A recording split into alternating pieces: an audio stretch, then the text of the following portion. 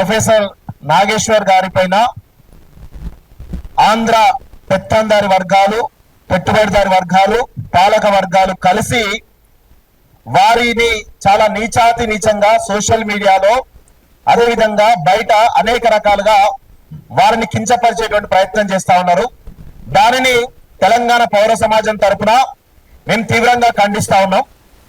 Professor Nageshwar గారు మాట్లాడినటువంటి మాటలు ఏంటి అనేటువంటి ఒకసారి మనం మాట్లాడుకుంటే రెండే రెండు మాటలు.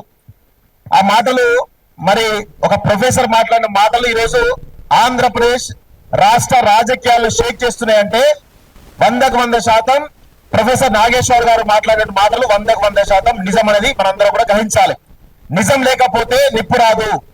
అందుకే ఆ నిజం అనేది బలంగా ఉన్నది కాబట్టి ఆ కూటమి ప్రభుత్వం యొక్క పునాదులు కలుగుతున్నాయని చెప్పేసి చాలా స్పష్టంగా మనకు అర్థమవుతుంది. వారేమన్నారు, వైఎస్ఆర్సీపీ భారతీయ జనతా పార్టీకి దీర్ఘకాలిక మిత్రులు, చంద్రబాబు నాయుడు అనేటువంటి వ్యక్తి, టీడీపీ అనేటువంటి పార్టీ ఇన్స్టంట్ పార్టీ. అంటే గత కొంతకాలంగా మనం చూసినట్లయితే, రాజకీయాలు విశ్లేషించినట్లయితే ఆంధ్రప్రదేశ్ సంబంధించినటువంటి వైఎస్ఆర్సీపీ అధికారంలో ఉన్నప్పుడు మీరు గ్రహించండి, అన్కండిషనల్ గా బీజేపీ కేంద్ర ప్రభుత్వానికి సహకరించింది అనే మాట వాస్తవం. అదే సమయంలో అదే కేంద్ర ప్రభుత్వానికి వ్యతిరేకంగా పనిచేసింది టీడీపీ, చంద్రబాబు నాయుడు. వీళ్ళందరినీ కూడా అక్కడ వైఎస్ఆర్సీపీ కేవలం ఒకే ఒక అంశంతో ఎన్డీఏ ప్రభుత్వంలో, ఎన్డీఏ కూటమిలో వైఎస్ఆర్సీపీ కలవనని చెప్పింది కాబట్టి ఇక్కడ ఆల్టర్నేటివ్ గా పవన్ కళ్యాణ్ వ్యక్తి టీడీపీని ఎన్డీఏ కూటమికి దగ్గర చేయడం జరిగింది. సో ఇదంతా గమనించినట్లయితే జనరల్ గా అది సోర్స్ అవసరం లేదు, ఏ అవసరం లేదు, విశ్లేషణ చేస్తే రాజకీయ విశ్లేషణ ఎవరికైనా అర్థమయ్యేది ఏంటి అంటే చాలా స్పష్టంగా జగన్మోహన్ రెడ్డి వైఎస్ఆర్సీపీ బీజేపీ కేంద్ర ప్రభుత్వానికి దగ్గర, టీడీపీ చంద్రబాబు నాయుడు బీజేపీకి దూరం అనేటువంటి విషయం నమ్మరనే విషయం అందరూ కూడా తెలుసు. కేవలం రాజకీయ ప్రయోజనాల గురించి తాత్కాలికమైనటువంటి కూటమి నడుస్తుంది అనేది చాలా స్పష్టంగా మనకైతే అర్థమవుతా ఉంది.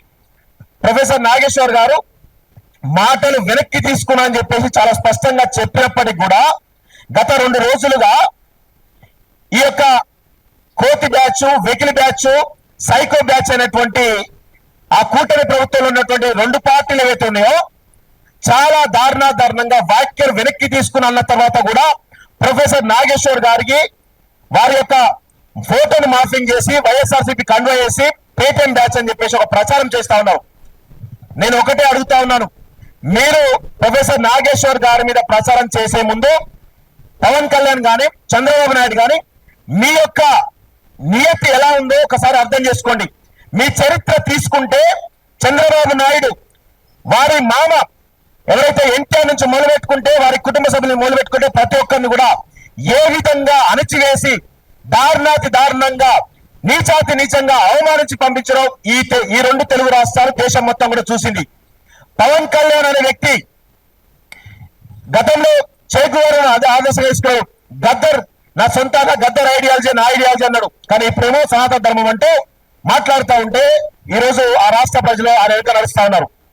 అంటే మీరు ఇష్టారీతిన మీ యొక్క రంగులు మార్చొచ్చు, కానీ నీతిగా నిజాయితీగా ఒక విశ్లేషణ చేసేటువంటి ప్రొఫెసర్ నాగేశ్వర్ గారి పైన ఇలాంటి అనుచిత వ్యాఖ్యలు చేస్తున్నారంటే మీ యొక్క దుర్నీతి ఏంది, దుర్బుద్ధి ఏంది అనేది చాలా స్పష్టంగా మాకు అర్థమవుతుంది.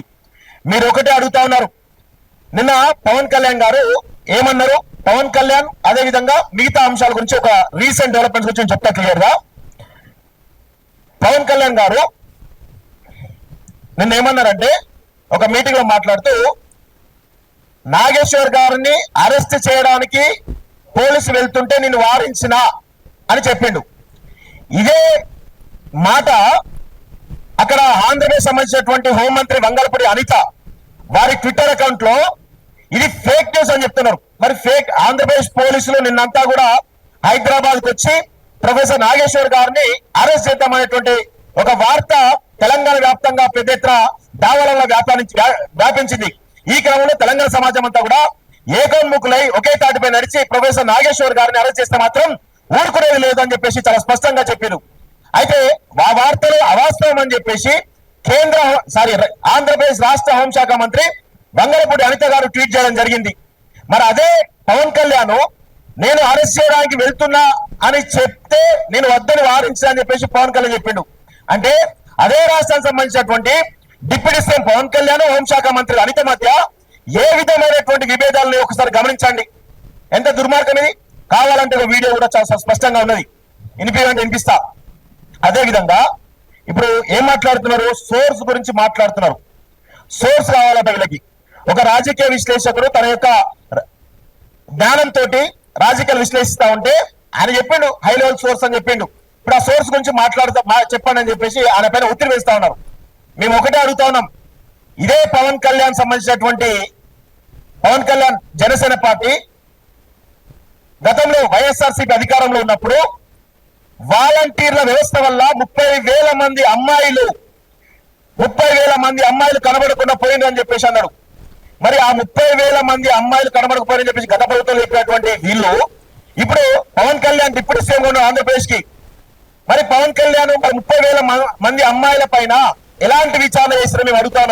ఏ సోర్స్ తోటి మీరు ఆ యొక్క కామెంట్ చేశారు, ఇప్పుడు ఏం ఆ విచారణలో ఏముంది, దానికి సంబంధించిన విషయంలో ఒకసారి క్లియర్ గా మీకు కొన్ని విషయాలు చెప్తా.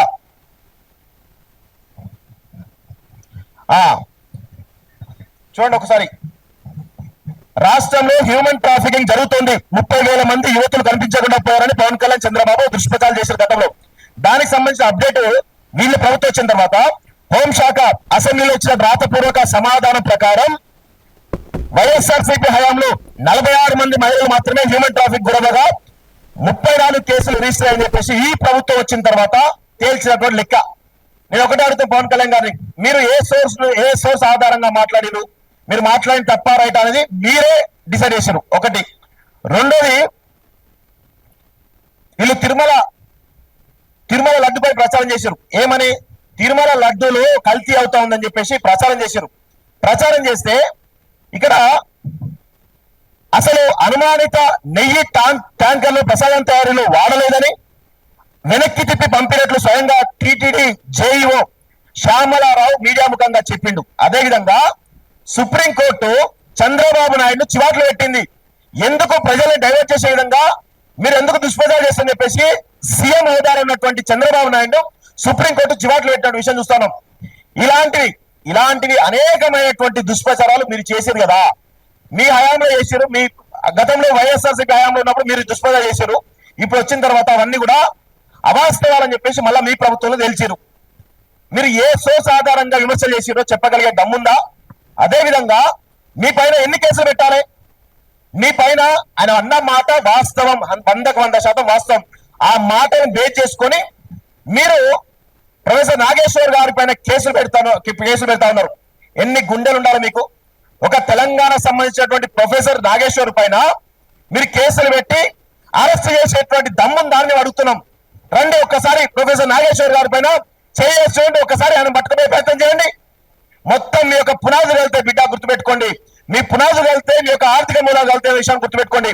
మేము ఈ సందర్భంగా ఈ యొక్క రౌండ్ టేబుల్ సమావేశం నుంచి ఒక పిలుపునిస్తా ఉన్నాం. ఈ చంద్రబాబు నాయుడు కూటమి ప్రభుత్వం ఏదైతే దుర్మార్గాలు చేస్తా ఉందో, మేము ఆంధ్రప్రదేశ్ సమస్య గురించి మాట్లాడలేదు, మా తెలంగాణకు సంబంధించినటువంటి అనేక విషయాలపైన వెంకటరామరెడ్డి నుంచి మొదలు పెట్టుకుంటే ప్రొఫెసర్ నాగేశ్వర్ వారు కావచ్చు, లేకపోతే ఈ హైదరాబాద్ సంబంధించిన రాజధాని విషయంలో కావచ్చు, అనేక దుష్ప్రచారాలు చేస్తున్నటువంటి ఎవరైతే ఉన్నారో మేము ఒకటే ఇక్కడ కాల్ చేస్తా ఉన్నాం. బాయ్కాట్ హెరిటేజ్ ప్రొడక్ట్స్ అనేటువంటి ఒక నినాదాన్ని, ఒక కాల్ని మేము తీసుకునే ప్రయత్నం ఖచ్చితంగా చేస్తామని కూడా చెప్తా ఉన్నాం. ఎందుకంటే తెలంగాణ అస్తిత్వం పైన, తెలంగాణ ఆత్మగౌరవం పైన ఏ ఒక్క చిన్న కించిత్ అవమానం జరిగినా, ఎవరికైనా ఇబ్బంది కలిగినా కానీ ఖచ్చితంగా తెలంగాణ రాష్ట్రం తిరగబడుతుంది, తెలంగాణ సమాజం తిరగబడుతుంది, తెలంగాణ పౌర సమాజం ఖచ్చితంగా తిరగబడి కొట్లాడుతున్న విషయాలు మేము స్పష్టంగా చెప్తా ఉన్నాం.